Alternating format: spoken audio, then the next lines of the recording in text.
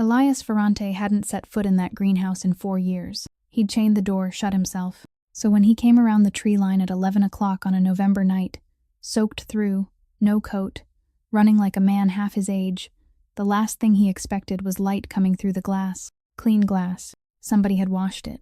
And when he pushed the door open, the first sound that reached him wasn't the rain on the roof. It was his wife, crying. Delaney was down on the concrete in her dinner dress, soaked and shaking, and she looked up and pulled back from him like he was something to be afraid of. "Just go," she said, and her voice cracked in the middle of it.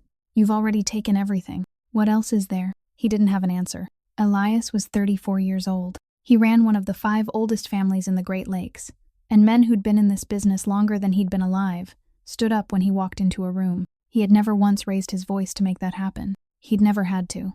But standing in that doorway, looking at the woman he'd married with a contract and then locked a door against, Elias Ferrante realized his hands were shaking and he couldn't make them stop. Then he did the one thing nobody in Chicago would have believed. He got down on his knees on that cold floor, in front of a woman half this city would have told him he'd bought and paid for, and he said 3 words he had never said to another living soul. If a story about a marriage that started as a contract and turned into something neither of them saw coming is the kind of thing you're here for, go ahead and hit that like button. Share it with somebody who still believes people can change, and subscribe so you don't miss the next one. Now let's go back to where it started, 4 months earlier, to the night he turned that key in the lock. A week before that night, on a gray afternoon in downtown Chicago, Delaney Marsh sat in a law office on the 11th floor and watched rain slide down a window that hadn't been cleaned in a long time. She was 27 years old, and she had learned, in the past 3 months, how to sit very still in rooms where people decided things about her. The man across the desk was named Warren Kessler, gray at the temples, quiet hands. The kind of stillness that came from having sat across from a great many frightened people and having never once enjoyed it. There was a folder in front of him, and he hadn't opened it yet. "Your father was a good builder," he said. "I want you to know that's not something I'm saying to be kind." Delaney didn't answer. She had heard a lot of kind things about Hollis Marsh in the last 3 months, and none of them had paid a bill. Her father had built parking structures and warehouse floors for 30 years. And then a man she'd never met, in a room she'd never seen, had signed a piece of paper pulling money out of 3 small contractors at once. Marsh Construction had been one of them. The company went under in a season. Her father borrowed to make payroll, because 30 men had families and he had known most of them since they were young, and he paid every one of them before he paid himself. Then he sold the trucks. Then he sold the yard. Then he sold the house she'd grown up in, and he moved into a 2-room apartment above a hardware store on Ashland. And he settled the loan down to the last cent, and then one Tuesday morning he sat down at his desk to write out a work order, and his heart stopped, and that was the end of him. He died with nothing. He died square with everybody. Delaney had thought, at the funeral, that those 2 things ought to cancel each other out somehow. They didn't. Warren opened the folder. There was a number on the first page, and Delaney looked at it, and something in the back of her mind went quiet and strange, because the number was round. 2, round, like somebody had built it instead of counted it. She let the thought go. She was too tired to hold on to anything that didn't have a due date. "That's what's still outstanding," Warren said, "with penalties. My father paid that off. The paperwork says otherwise." He said it flatly, without apology, and she understood that he was not the sort of man who would lie to her face, only the sort who might not know the whole truth himself. Delaney thought about Junie, 19 years old, a college sweatshirt she never took off, 3 afternoons a week at a dialysis center in Evanston, with a paperback in her lap, cracking jokes at the nurses like she was the one keeping their spirits up. The insurance had a ceiling and they were coming up under it fast. Delaney had already sold her father's tools.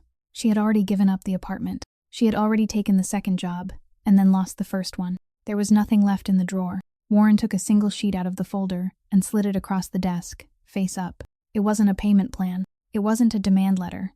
It was a marriage license, and there was already a name typed in the space beside hers. Delaney looked at it for a long moment. She did not gasp, and she did not laugh, and she did not ask him if this was some kind of joke. And Warren noted all 3 of those things and made a small private adjustment in his opinion of her. "The debt clears the day you sign," he said. "Your sister's care gets covered, not for a year, for as long as she needs it. That part isn't negotiable, and it isn't conditional. And I put that language in myself." "Why me?" "Because you don't have anybody standing behind you." He didn't soften it. She was grateful for that, later, in a way she couldn't have explained at the time. Delaney sat with her hands in her lap and listened to the rain and thought about a man in a room she'd never seen, signing a piece of paper about people whose names he never bothered to read. Then she pulled the page toward her. "What do I have to do?" Warren capped his pen before he answered. And when he did answer, he spoke slowly, the way a man does when he's giving somebody a map, and he knows the map is missing a few roads. "Stand beside him when it's required of you. Don't ask him questions. And don't go past the pine line at the back of the property." The ceremony took 11 minutes. There were 7 people in the room, counting the woman who signed as witness and the clerk who kept checking her watch. Elias Ferrante did not look at his bride once. Not when she said her part. Not when he said his. Not when the clerk told him he could kiss her, and he simply thanked the woman and turned toward the door. The house in Lake Forest sat behind an iron gate at the end of a private drive, stone and slate and too many windows. The kind of place that had been built to impress people who no longer existed. Delaney counted 6 acres of lawn running back toward a dark stand of pines, and understood that Warren's map had been drawn from a real map. She was shown to a room on the 2nd floor with a bed she could have lain across sideways, and she stood in the middle of it in her coat for a while because she couldn't think of a reason to take it off. He came in near midnight. She heard the door and turned, and there he was, still in his shirt from the courthouse, his jacket over his arm, and he crossed to the window and stood with his back to her and looked out at the black shape of the trees. He didn't come closer. She noticed that first, before anything else, that a man could enter a room and somehow arrange himself so that there was more distance between them than before he'd walked in. "You'll have everything in this house," he said. His voice was low and even, and completely without heat. "The rooms are yours. The cars are yours. If you want something brought in, tell Mrs. Pruitt, and it'll be here by evening. Nobody will ask you where you're going, and nobody will report on you." He paused. "You'll have everything in this house except me." Delaney stood very still. The rain had started again outside, and she could hear it moving across the glass in front of him. "I don't understand what that means," she said. "It means I won't come through that door. It means you shouldn't wait up and you shouldn't wonder. Whatever you were told this arrangement is, it's less than that. I'd rather you know it tonight than find it out slowly. And my sister? Covered. That's not a lever, and I won't ever use it as one." He said it flatly, and it was the first thing he'd said that she believed all the way down. She looked at his back, at the set of his shoulders, and she thought about how she had spent 3 months learning to sit still in rooms while people decided things, and how she had promised herself in the car on the way here that she would ask at least one question in her own house. "Then what am I?" she said.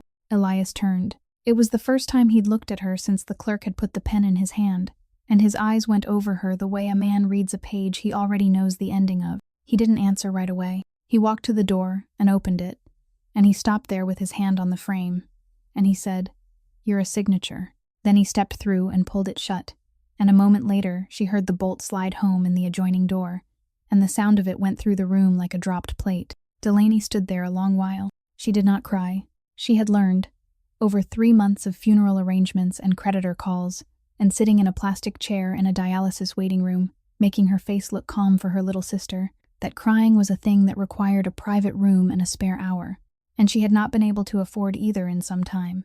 So she took off her coat and hung it up, and got into a bed the size of a rowboat, and lay on her back in the dark, listening to a house that made no sound at all. In the morning, Mrs. Pruitt brought coffee on a tray and set it down and said, "Good morning, Miss Marsh," with a small, pleasant smile that had a wall behind it. She did not say Mrs. Ferrante. She was not going to, and both of them knew it. Then she took an envelope from her apron pocket and laid it on the tray. Thick, unsealed, the kind of thing that had clearly been handed to other women in this house before. "The household allowance," she said. "It's customary." Delaney looked at it for a second and pushed it back across the tray toward her. "I don't need pocket money," she said. "I need a pair of pruning shears and some bags of soil." The shears came the next afternoon, along with 4 bags of soil, and nobody said a word about it, which Delaney took as its own kind of answer. She was carrying the last bag around the side of the house when she heard a woman's voice at the front gate, not shouting, calling, the way people call across water. She set the bag down and walked up the drive far enough to see. There was a woman standing at the iron bars with both hands wrapped around a framed photograph, holding it up at chest height like she wanted somebody in the house to see the face in it. She was somewhere in her 50s, a good wool coat gone thin at the elbows, hair pinned up carefully that morning and coming loose now. She was crying, and she was saying Elias Ferrante's first name over and over. Not angrily, more the way a person says a name when they have already said everything else and it hasn't worked. 2 men from the gatehouse came out and took her gently by the arms, one on each side, and one of them was talking to her the whole time in a low voice, and she let herself be walked back to a small blue sedan parked on the shoulder. She never let go of the frame. Delaney stood there in the wet grass, with soil under her fingernails, and watched the car pull away. And she found that she couldn't stop thinking about the fact that the men had been gentle, that they had known how to do it, that they had clearly done it before. Behind her, Mrs. Pruitt said, "There's one most months, Miss Marsh." Her tone was neither cruel nor sorry. It was the tone of a woman reporting weather. "It's best not to go up to the gate." Then she went back inside, and Delaney stayed where she was until the road was empty, and something in her chest had gone tight and stayed tight. She went in through the side door because she didn't want to track dirt through the front hall, and that was the only reason she passed the study at all. The door was open a few inches. She wasn't trying to look. She was trying to get past it. But she heard a man's voice inside, an older man's voice, and there was something wrong with the shape of it, a kind of careful smallness, and she slowed, without deciding to. Through the gap, she could see a man of about 50 standing in front of the desk. Standing. His hands were behind his back, and he was holding one wrist with the other hand, the way schoolboys used to, and he was explaining something about a shortfall, and his sentences kept starting over. Elias sat behind the desk with a pen in his hand and did not look up once. He let the man finish. Then, he let a few seconds go by after the man had finished, and those seconds were the loudest part of the whole thing. "The gap at berth 12 was covered last night," Elias said. He turned a page. "Out of my own account. Nobody outside this room knows about it, and nobody outside this room needs to." The older man's mouth opened slightly. Elias set the pen down, and only then did he raise his eyes. "So you can tell me which way you'd like it," he said. "I can leave it exactly where it is, or you can go explain it yourself to the other 4 houses on Thursday. It's your name either way. I'm only asking which version of it you'd rather carry." There was a silence, and Delaney watched a grown man's shoulders come down. He said thank you. He said it twice. Then he crossed the room and Delaney stepped back into the shadow of the hall so he wouldn't see her. And he went past close enough that she could hear him breathing, and he looked like a man who had walked out of a burning building. Delaney stood against the wall with her back flat to it and her heart going hard and high in her throat. Nobody had shouted. Nobody had threatened anything. There had been no fist on the desk, and no raised voice. And that was precisely what frightened her, because she understood now that the man she had married did not need any of those things. He simply sat still and let other people work out for themselves what he was capable of. She thought about the woman at the gate with the photograph. She thought about a paper signed in a room she'd never seen. 3 small companies erased with one stroke, her father's trucks going one by one. And Delaney Marsh, standing in a dim hallway in a coat she hadn't taken off, understood for the first time exactly who it was she had married. She didn't go past the pine line for 6 days. She told herself it was because there was work enough on this side of it. The beds along the south wall choked with bindweed, the boxwood grown shapeless, and all of it true. But she knew the real reason. And the real reason was that a man in a law office had drawn her a map with one road left off it, and she had spent 3 months learning to do what she was told. On the 7th day she walked through the trees anyway. The pines stood in a double row, and the ground under them was soft and brown, and gave off that dry, cold smell, and then they opened out, and she stopped. It sat at the far end of a gravel path that hadn't been raked in years. Iron and glass, a long spine of a roof with the ribs showing. One whole panel gone from the near side and 2 more starred and hanging. Ivy had come up through the foundation and pushed the door frame out of true. Somebody had run a chain through the handles, doubled, and closed it with a padlock. And the chain had rusted into one solid orange piece, so that it wasn't really a lock anymore. It was a seal. Delaney put her face close to the glass. Inside, on both sides of a center aisle, benches ran the whole length, and every one of them was full of pots, and every pot held something dead, not cleared out, not emptied, left standing exactly where it had been, dried down to stalk and thread. A whole room of plants that had gone on being cared for, right up until one day when they weren't. On the step at the base of the door there was a pair of gardening gloves, canvas gone black with weather, curled up like 2 small animals asleep. She crouched and turned one over. Stitched at the wrist in green thread was a single letter. She heard footsteps on the gravel behind her, and stood up too fast. Mrs. Pruitt had come through the pines with her cardigan pulled tight and her arms folded, and she stopped a good distance back, and for the first time since Delaney had come to this house, the woman's face wasn't smooth. "Nobody goes in there," she said. "I only wanted to see. Nobody goes in there, Miss Marsh. Not the grounds crew. Not me." Not him. She unfolded her arms and folded them again. It isn't a rule anyone wrote down. It's just so. Delaney waited for the rest of it. There wasn't any rest of it. Mrs. Pruitt turned and went back up the path, and her walk was faster going than coming. Delaney stayed until the light went orange through the broken panels, and then she went in for dinner and sat at one end of a table long enough to seat 20, and Elias sat at the other end and read something on his phone, and neither of them said anything, and she cut her food and thought about a room full of dead plants that nobody had been willing to throw away. She came back at 11 with bolt cutters from the equipment shed. The rain had held off. She set the jaws on the chain where the rust had eaten deepest, and put her whole weight on the handles, and it went on the third try. A hard, dry snap that carried out across the lawn, and she stood there for a second, waiting for a light to come on somewhere in the house. None did. The door came open about a foot and stuck, and she went in sideways. It was colder inside than out, and it smelled like old soil and iron and rain that had been coming through the roof for years. Her flashlight ran along the benches, over the labels still pushed into the pots, handwriting on all of them, round and quick and cheerful, the way a young person writes. She went slowly down the aisle. Near the far end, one of the big terracotta pots had cracked through and spilled, and in the spill, half buried, wrapped in a plastic sleeve gone cloudy, there was a notebook. Delaney knelt on the wet concrete and worked it free and slid it out of the sleeve. The cover was soft with damp. Inside, the same round handwriting, page after page of it, sewing dates and cuttings and little notes to nobody. And then near the back, the entries stopped being about plants. She turned to the last page with writing on it. 4 lines, and the last one broke off in the middle, without a period, as though the person holding the pen had heard something and looked up. If I go tomorrow night, will you forgive me? Delaney read it 3 times. Then she closed the notebook and put it inside her coat, and she stood up, and she picked up the nearest dead pot and carried it to the door and set it outside on the gravel. Then she went back for the next one.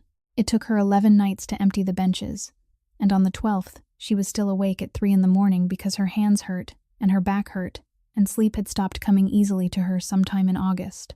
She went down to the kitchen for water and found the house dark, except for one lamp in the corner of the back room where the staff took their meals, and Elias was sitting under it. He didn't hear her at first. That alone was strange enough to stop her in the doorway, because she had never once come upon this man unaware of anything.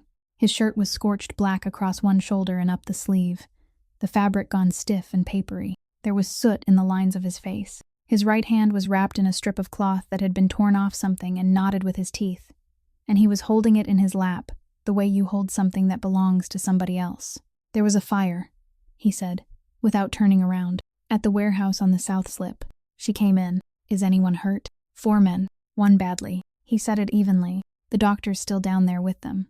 I told him to stay. And you drove back like that. I've driven with worse. Delaney stood there for a moment, and then she did the thing she would think about, later, for a long time, which was that she stopped asking and simply crossed the room and opened the cabinet over the sink. Her father had run job sites for 30 years, and there had been 3 or 4 bad afternoons in that time, hot asphalt and a torch that kicked back, and once a man who put his palm flat on a pipe he'd been told twice not to touch. She had been 14 the first time she'd helped, and she still knew the order of it. Cool water first, and longer than felt reasonable. Nothing greasy, no butter, none of the old lies, loose gauze, not tight. She filled a basin and set it on the table and said, "Give me your hand." He looked at her then.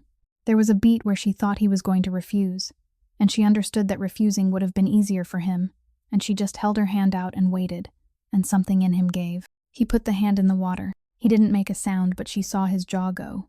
She untied the cloth under the surface and floated it away, and the burn came into view, the heel of the palm and 2 fingers, red going white at the center, and she said, "You'll keep it under until I tell you." He kept it under. Neither of them spoke for a while. She went looking for gauze, and the drawer under the counter stuck and then came out all the way, and inside there was a row of cheap phones still sealed in their packaging, 6 or 7 of them, and behind those a manila envelope thick enough that the flap wouldn't lie flat. Delaney looked at it for about a second and a half.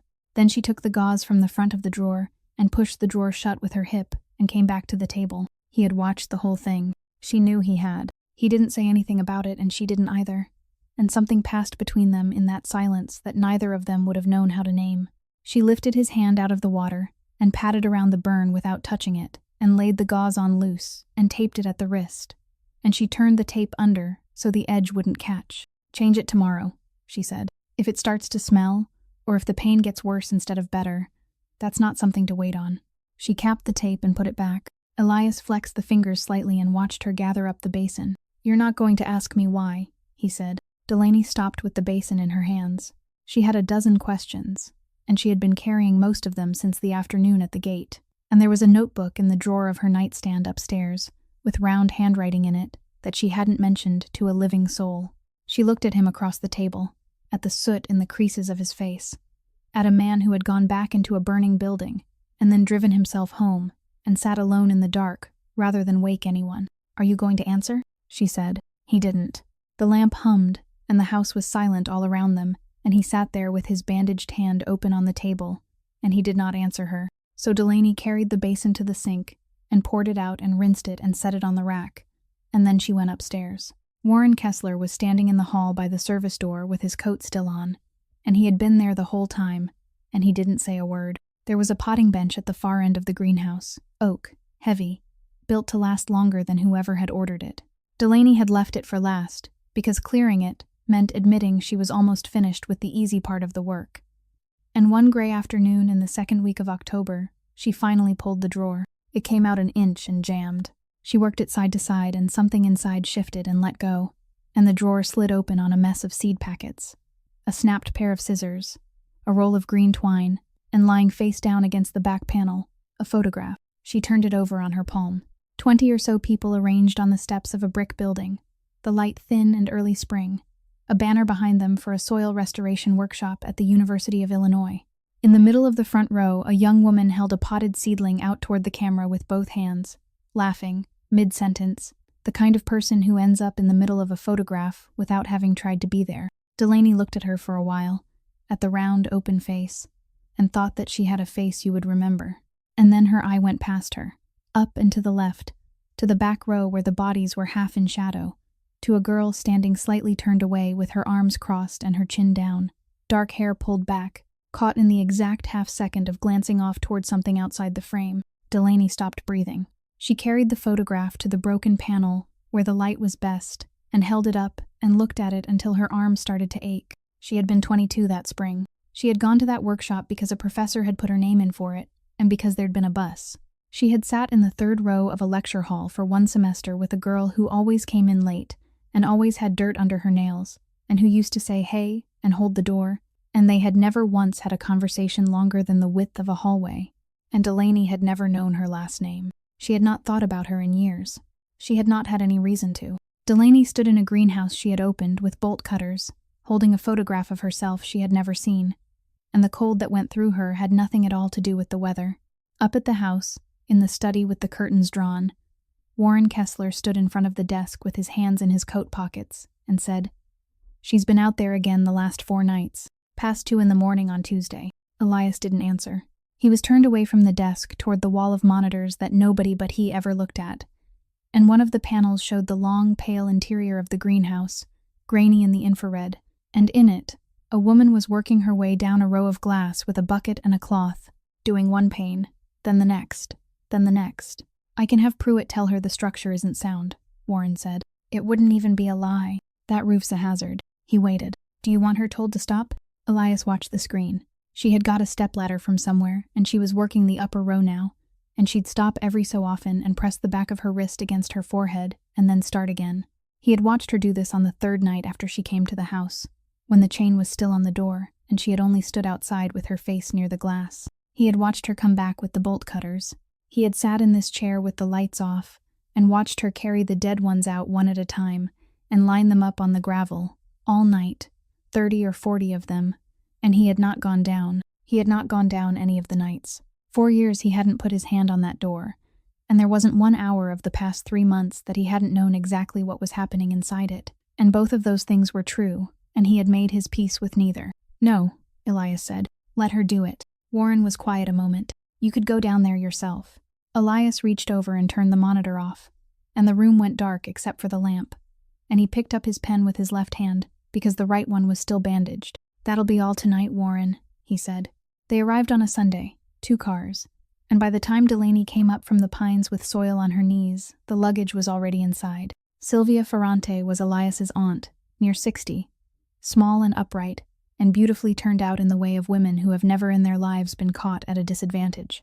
She had run the books for this family since before Ilias could drive, and she came down the front steps with both hands out and took Delaney's dirty ones in her own, without the slightest hesitation, which Delaney would understand later was not warmth but strategy. "You poor thing. Nobody's shown you anything," Sylvia said. "That's not your fault. I've come to help while there's still time to fix it." Behind her, a younger woman was watching from the doorway, 30 or so, blonde and very still, and Sylvia said, "Camilla Bordoni. Her father sits on the council with us. She'll be staying a few weeks as well." At dinner, Sylvia talked, and it was the most talking that dining room had heard in 4 months. She talked about the house in the old days, about Elias's grandfather, about what a shame it was that the East Wing had gone unused, and then she set down her fork and said, quite pleasantly, "You know, the rule's older than any of us. Whoever holds the seat has to marry outside the 5 families. Something about keeping the houses from swallowing each other, which is why we had to go out and find somebody like you." She smiled and picked up her fork again. "It's nothing personal, dear. It's arithmetic." Elias was at the far end of the table, with a folder open beside his plate, and he did not look up, and Delaney understood that he genuinely had not heard it. 2 days later, she came in at dusk and found the small room off the back hall stripped. It had been a sewing room once, and she had taken it over in her first month because it had a north window and a table, and it was where she kept everything: the soil test slips, the sketch of the beds she'd redrawn 4 times, the ledger where she wrote down what she planted, and when, and whether it took. The table was gone. There were 2 upholstered chairs in its place, and a lamp between them and a stack of magazines fanned out on a tray. Sylvia was in the doorway behind her. "It was such a dead little room," she said. "We'll want somewhere to sit when people start coming again." Delaney didn't say anything. She went and found her boxes stacked in the laundry passage, and she checked that the ledger was in the bottom one, and then she carried all 3 of them out the side door, and down across the lawn, and through the pines in the last of the light, and she set them on the oak bench at the far end of the greenhouse, and pushed them square against the wall. She stood there, breathing hard for a minute. Then she said it out loud, to nobody, because there was nobody out there to hear it, and because she needed to hear it herself. "You can have the room. You don't get the work." She was still in the doorway of the kitchen 20 minutes later, taking off her boots, when Camilla came in for a glass of water. Camilla didn't hurry. She filled the glass and turned around and leaned back against the counter and looked at Delaney the way a person looks at furniture they're deciding whether to keep. "It's good you found something to do with yourself," she said. "Everybody needs a hobby out here. It's very quiet." "It is. Do you know why he picked you?" Camilla asked, and she asked it kindly, in the softest voice she had used since she'd arrived, and that was what made it land. "Not the rule. Everyone knows the rule. There were 4 or 5 names on that list. Any of them would have said yes." She took a sip. "He picked you because you were cheap." Delaney stood with one boot in her hand. She thought about a folder in a law office, and a number too round to have been counted, and about a man who had told her, flatly, that her sister was not a lever. And she found that she could not have said, standing there, which of those 2 things was more likely to be true. She set the boot down beside the other one, and lined them up neatly against the wall. "Good night, Miss Bordoni," she said, and went upstairs. Delaney drove out to Evanston on Sundays. That had been the arrangement from the start, and nobody had ever questioned it, and she had come to build her whole week around the hour and a half she spent in a vinyl chair beside her sister, making bad jokes about the vending machine. On the 2nd Sunday of November, she was 10 minutes from the center when her phone rang on the seat beside her, and Junie's name came up. And Junie never called on a Sunday, because Delaney was already coming. She pulled into the lot and parked in the far corner under a light that hadn't come on yet. "Hey, I'm right outside. Is it true?" Junie's voice came through wrong, thick, and coming apart at the edges. "Del, is it true?" "Is what true, honey?" "A woman came here Thursday. She said she was the family's benefactor. She had a card and everything. She sat down right next to me like she was somebody." Junie was breathing in short pulls between the words. "She was so nice about it. That's the part I keep. She was so nice. She said she wanted to make sure I understood how fortunate we'd been. And then she told me who you married, and she told me why." Delaney sat very still with both hands on the wheel. Sylvia, sitting down in that room with her handbag in her lap and her card in her hand, next to a 19-year-old girl in a college sweatshirt with a paperback going soft in her fingers, and being kind about it. "She said the debt cleared the day you signed," Junie said. "She said that's what it was for. That's what I was for." "Junie, you sold yourself for me. That is not what happened." "Then tell me what happened."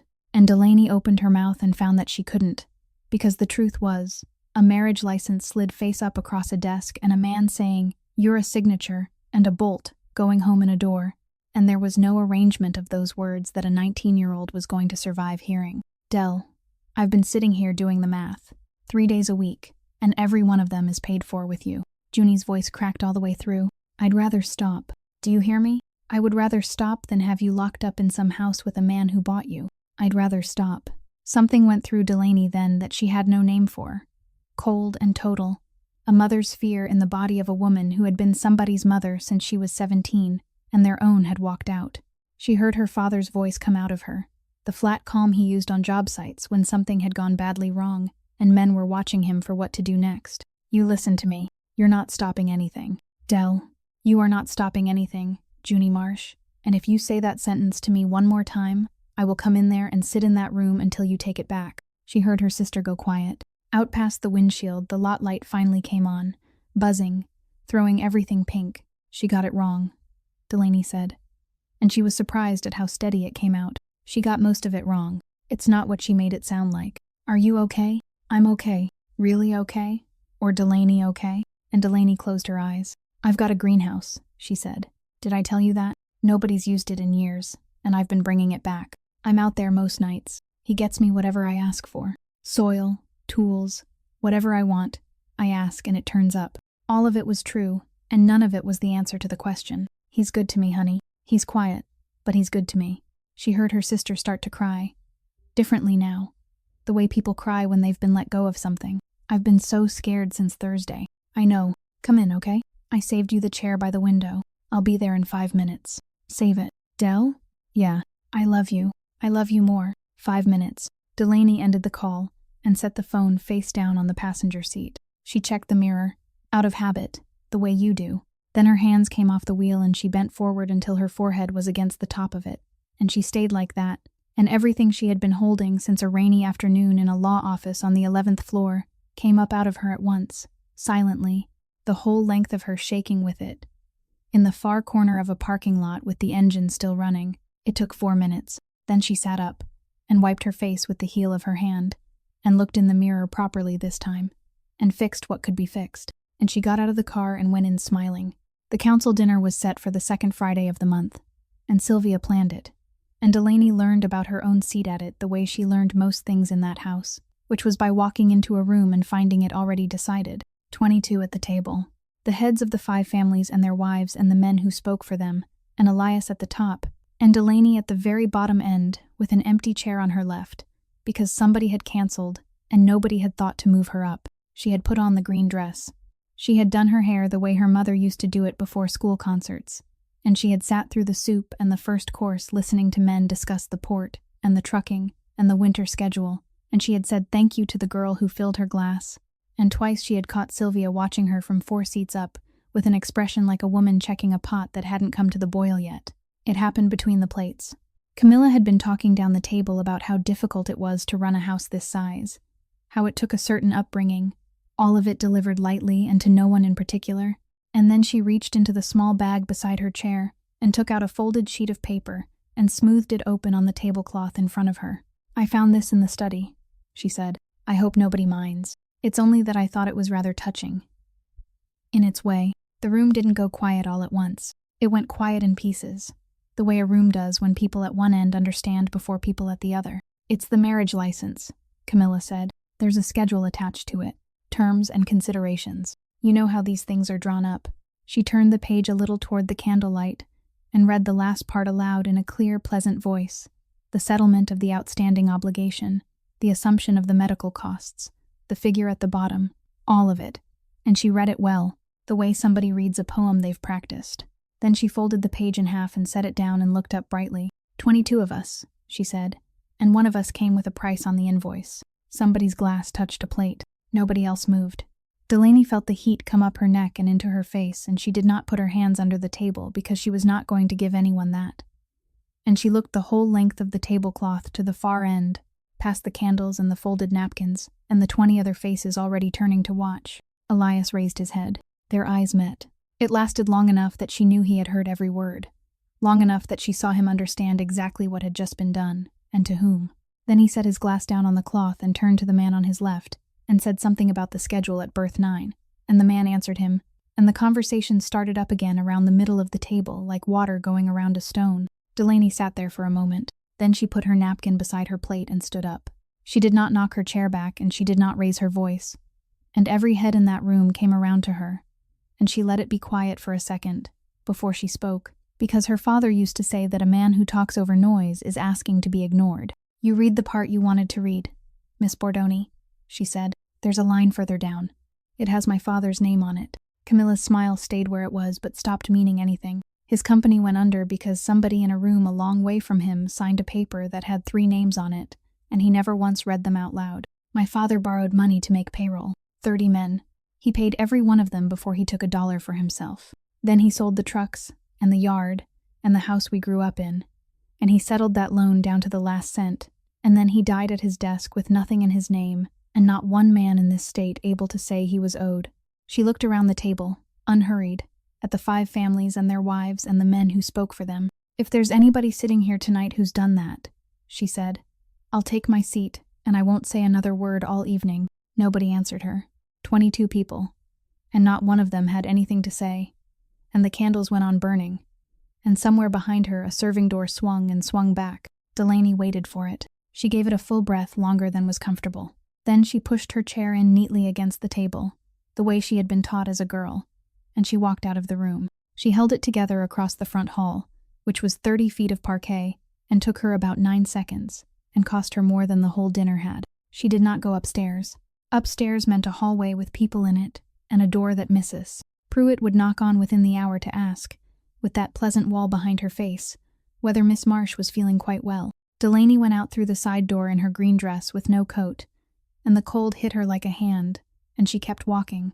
The rain had come in off the lake sometime during the second course, and it was coming down hard now, straight and heavy, and the lawn had gone soft underneath, so that her shoes sank and pulled.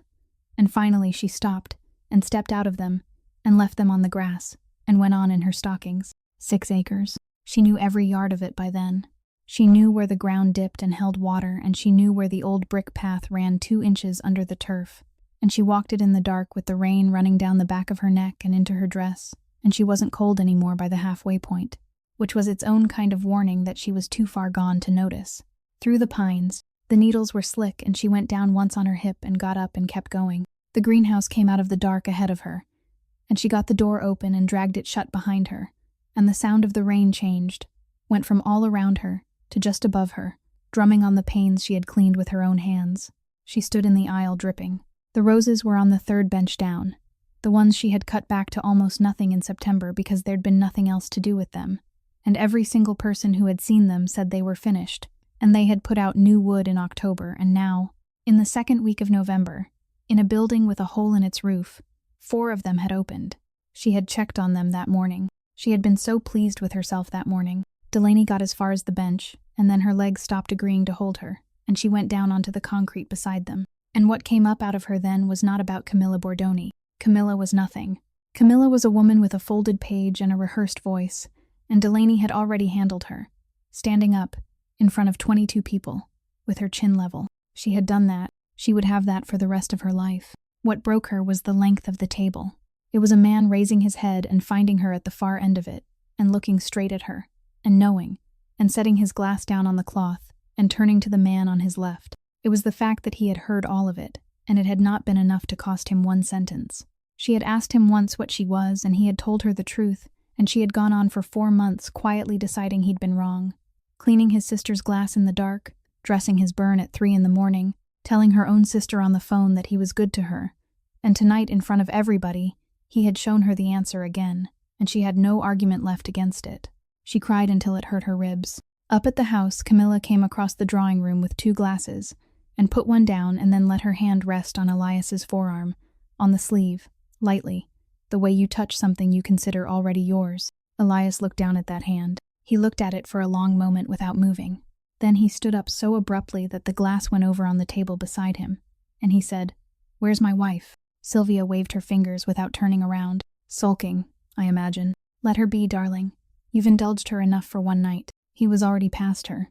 He didn't ask a single person in that house where Delaney Marsh had gone, and he didn't check her room, and he didn't send anyone out to look, because he had known where she was every night for 4 months, and there was not one thing in this world he needed to be told. It was after the door opened, after the 3 words. Delaney was still on the floor, and he was on his knees on the wet concrete in front of her, and she pushed the wet hair back off her face with the back of her wrist and looked at him, and her voice came out low and steady and completely wrecked. "I could stand her," she said. "I stood up in that room and I handled her by myself. What I can't stand is that you sat there and finished your wine." He didn't ask her permission, and she didn't have the strength to give it. He put his coat around her and got one arm under her knees and lifted her, and she was shaking so hard by then that her teeth were going, and she put her face against his shoulder because it was there, and because she had nothing left with which to be proud. He carried her the whole way. 6 acres, through the pines, across the soaked lawn in the dark, and he never once put her down to shift his grip. The front doors were open when they reached them, because somebody inside had finally noticed and started looking, and the hall was full of people, and every one of them stopped. Mrs. Pruitt was on the stairs with a lamp in her hand. Sylvia was in the drawing-room doorway.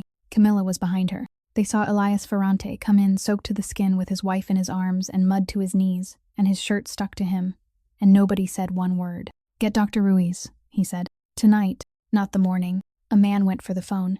Elias carried her upstairs and put her down on the bed in the room she'd been given 4 months ago, and pulled the covers over her, and told the girl who came running to get her out of the wet dress and into something warm and to stay with her until the doctor came.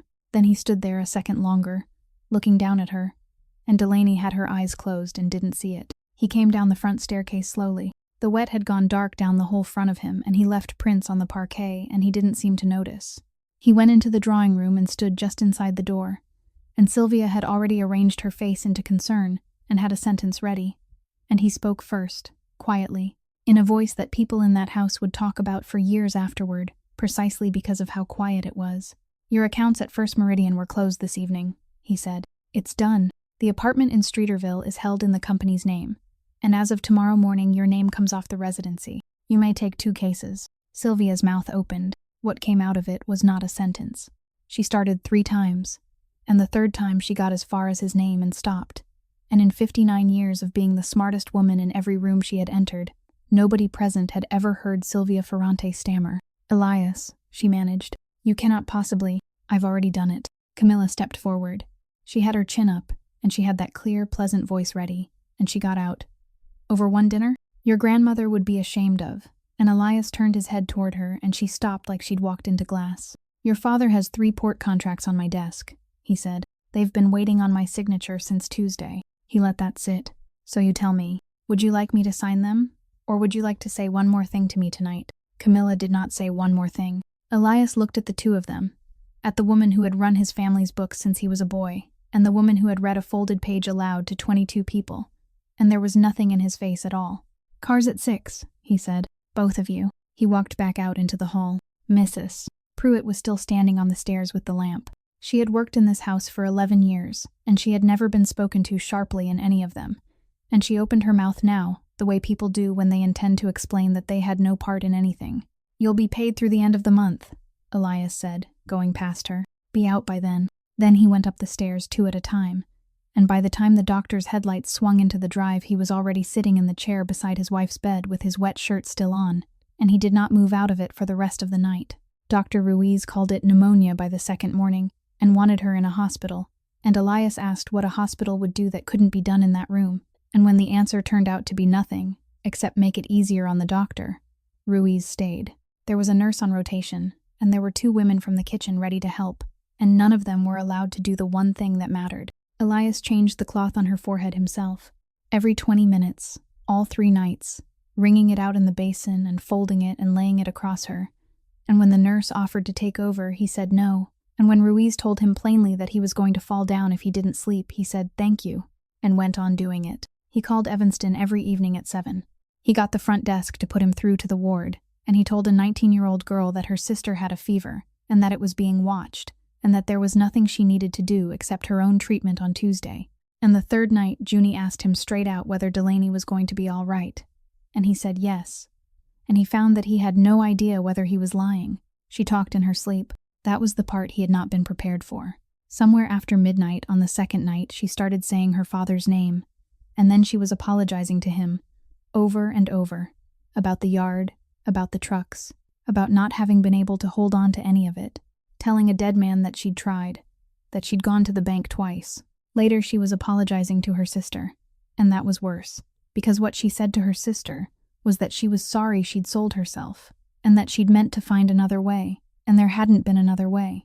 And then near 4 a.m. she went quiet for a long while, and Elias thought she'd gone under properly, and she said, very clearly, to the ceiling, "I just wanted somebody to tell me where I belong." He sat with his hands over his mouth for some time after that. Warren came up on the third evening. He had a cardboard file box under one arm, and he set it on the writing desk by the window without being asked, and he stood there with his coat still on the way he always did. "It can wait," Elias said. "It can't." Warren took the lid off. "I've had 2 people on the loan file since you told me to open it. We're not finished with the current paper, but we found something older, and I'd rather hand it to you than have you find it in 6 months." He lifted out a bound folder, gray, the corners soft with age, and set it on the desk and turned it around so it faced the chair. "Fall of the year we restructured. The Halloran deal at the South Slip.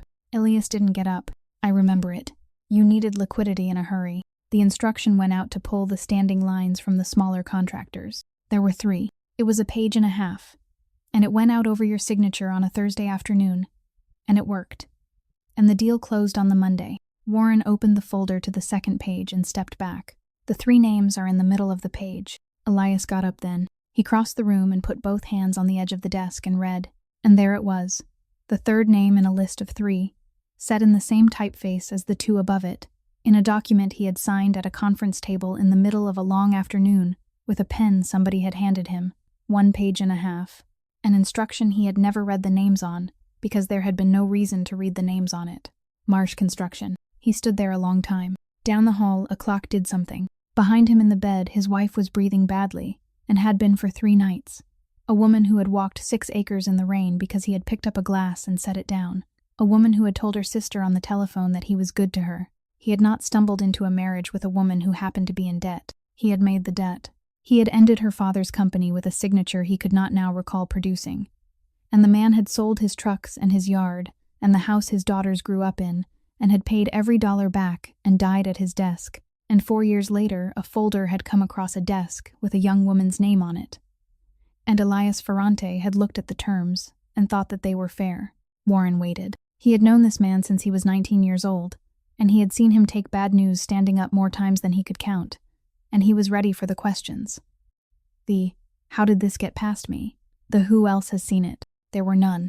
Elias said nothing at all. He closed the folder and put it back in the box, and put the lid on the box, and walked back to the chair beside the bed, and sat down, and picked up the cloth. The fever broke sometime before dawn on the 4th day. Delaney came up out of it slowly, the way you surface in cold water, and the first thing she understood was that the room was full of light, and the second was that her right hand was being held.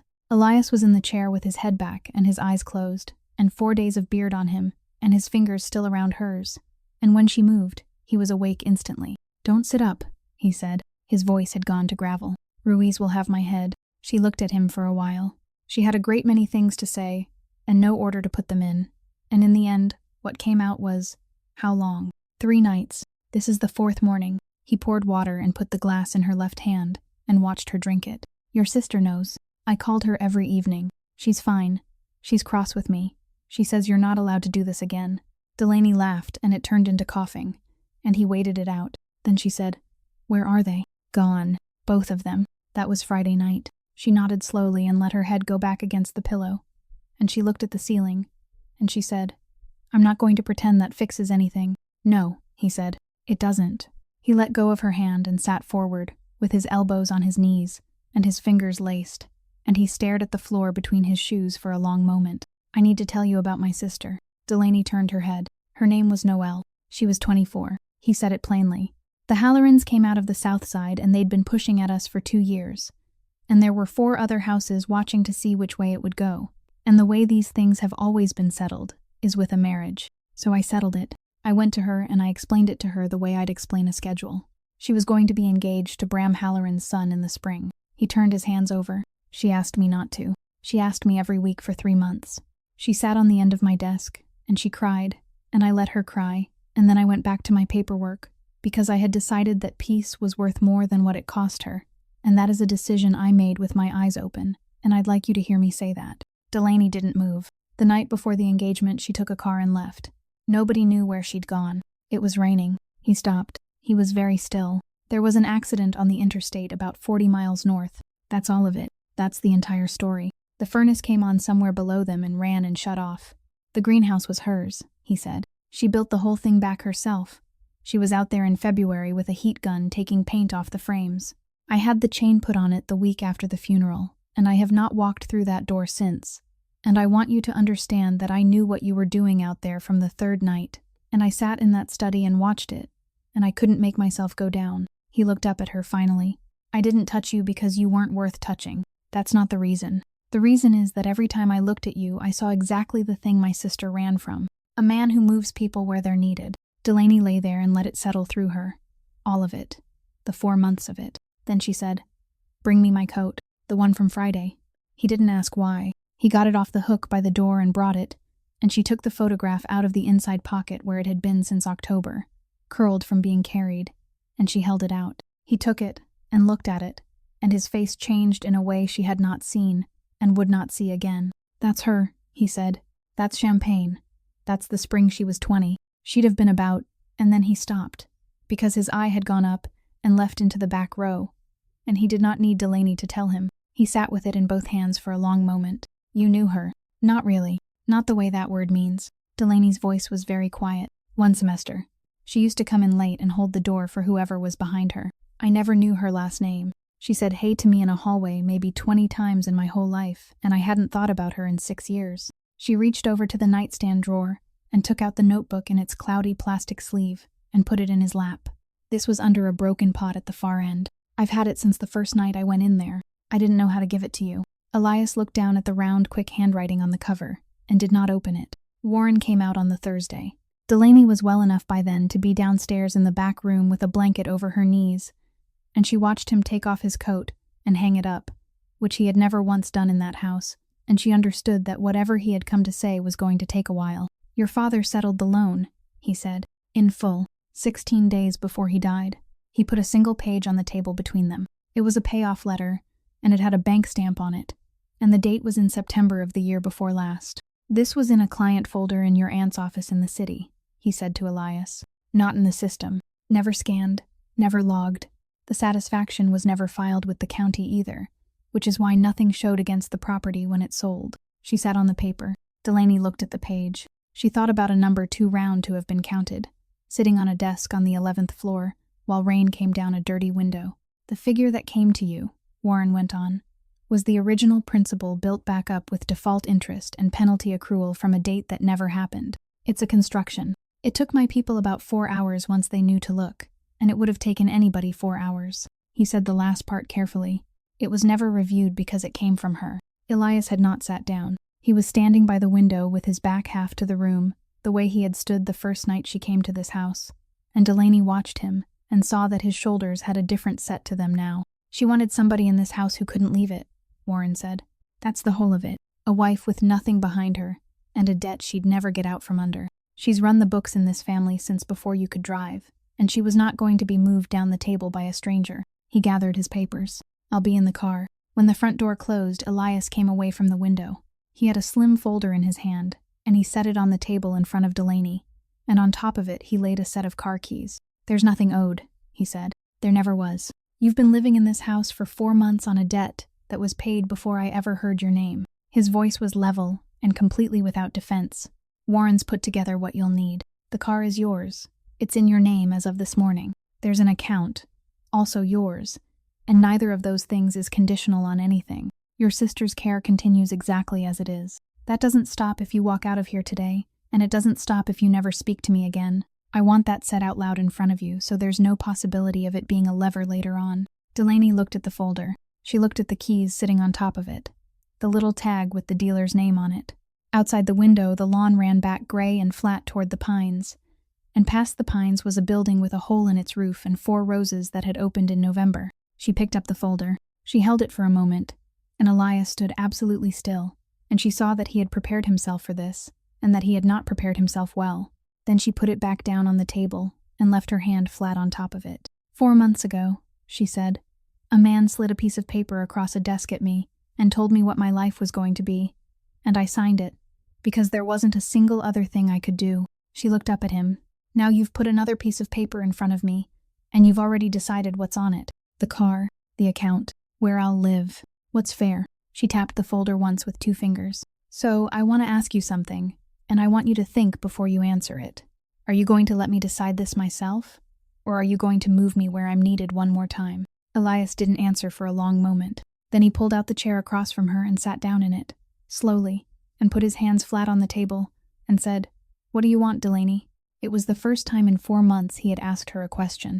Bram Halloran set the meeting for a Tuesday afternoon at the freight office on the Calumet, a low brick building with a view of nothing but stacked containers and gray water. And he chose it because it was his, and everybody understood that. Elias said he'd go alone. Delaney said she was going with him, and when he started to explain why that was a poor idea, she said, "You asked me last week what I wanted. This is one of the things."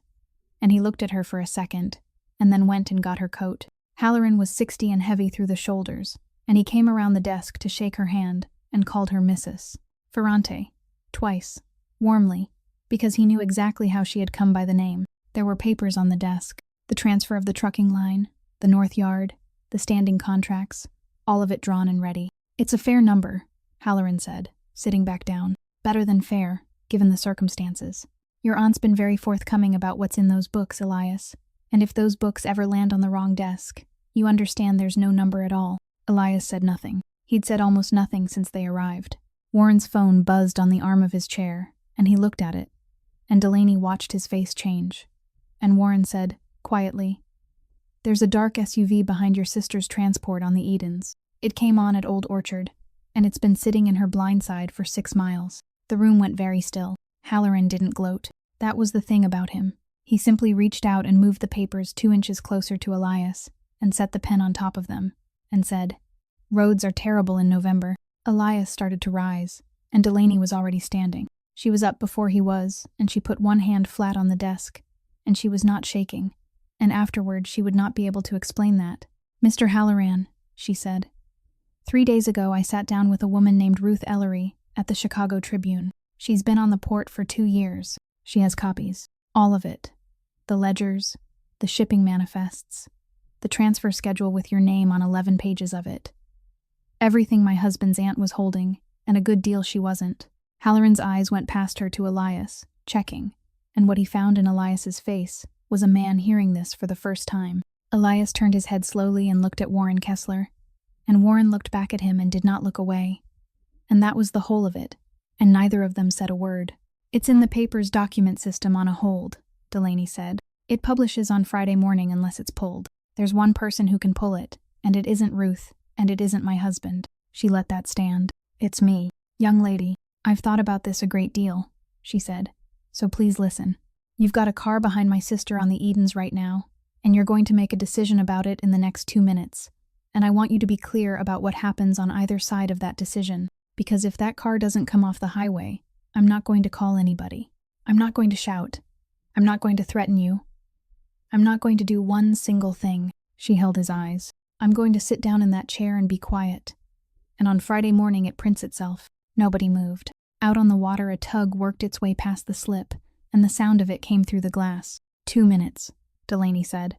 "I'd start now." Bram Halloran looked at her for what felt like a long time. He looked at Elias, and Elias was watching him with no expression at all, and there was nothing to be read there and no help coming from it.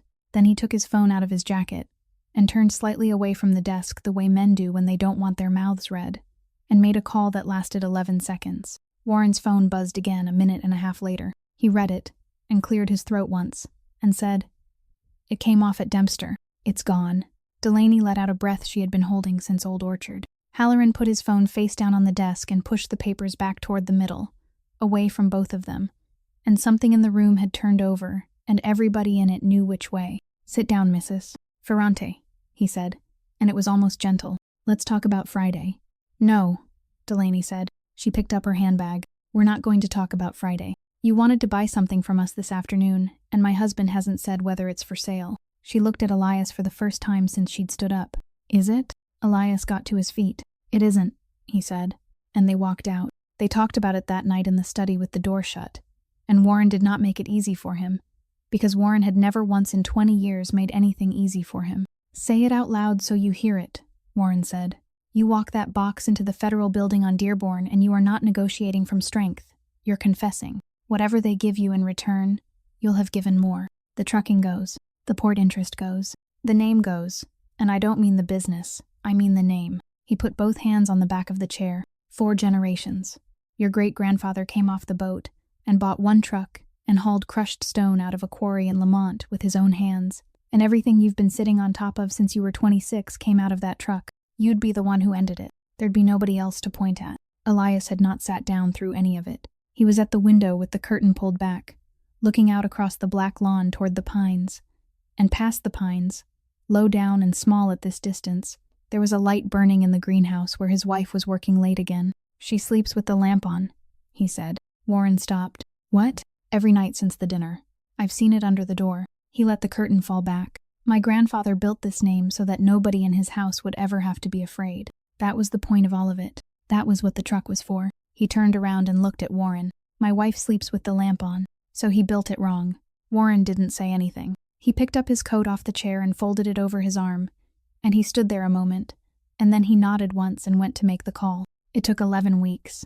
Elias walked into the United States Attorney's office on a Monday morning in January, with 3 cardboard boxes and Warren beside him, and he sat down and started at the beginning, and did not stop for 4 days. He gave them the ledgers. He gave them the shipping schedules and the routing and the accounts in Indiana, and he named the men above him and the men beside him, and he named himself.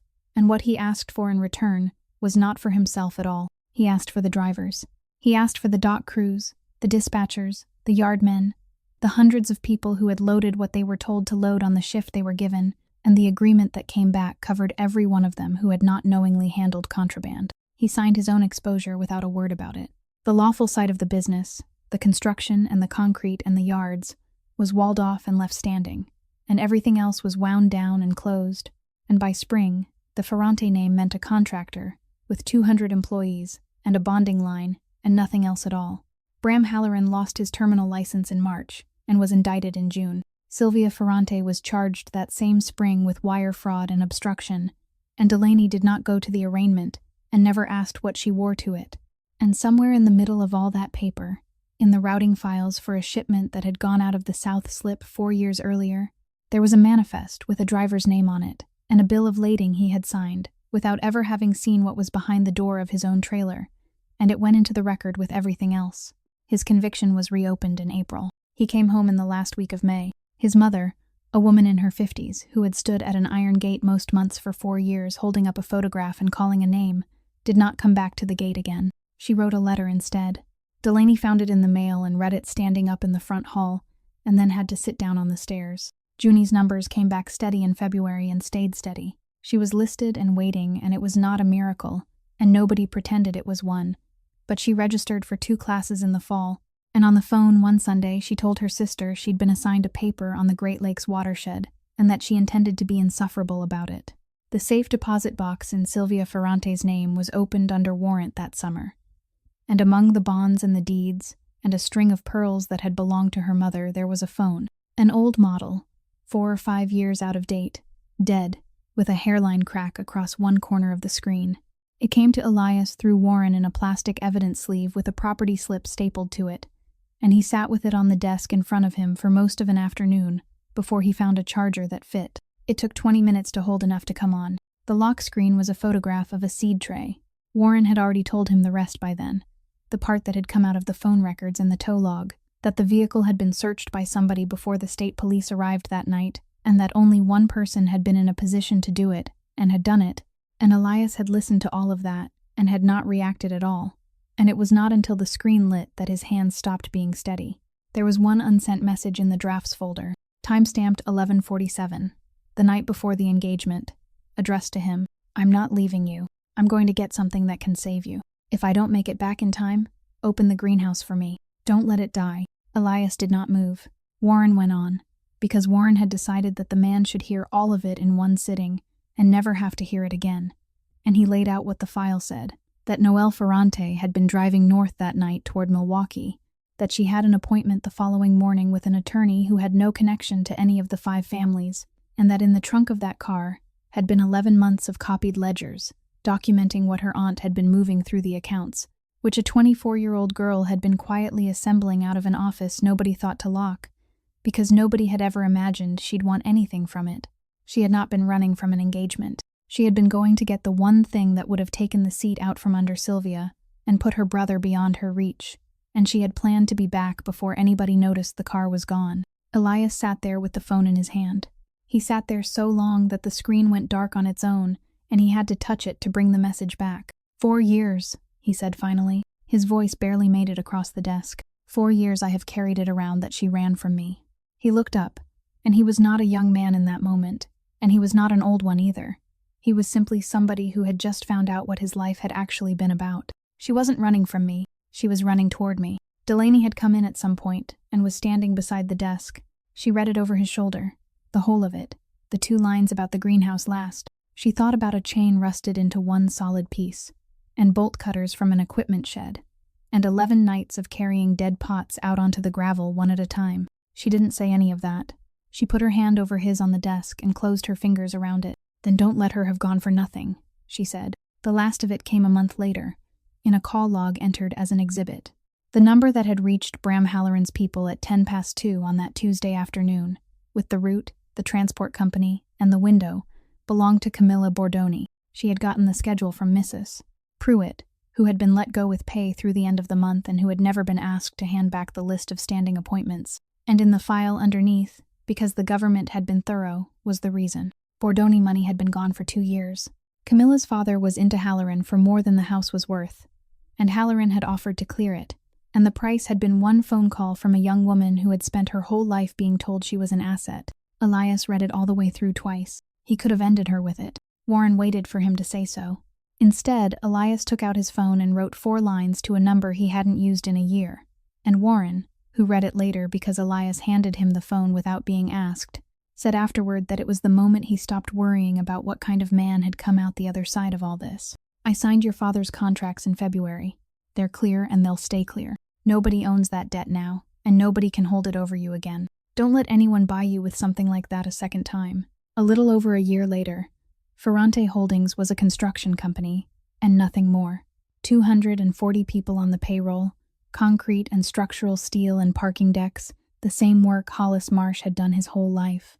Elias kept an office on the 4th floor of a building on Wacker with a window in it, and the first week he sat in that room he caught himself twice, turning toward a wall where there was nothing to look at, and after a while he stopped doing that. He came home most nights before dark.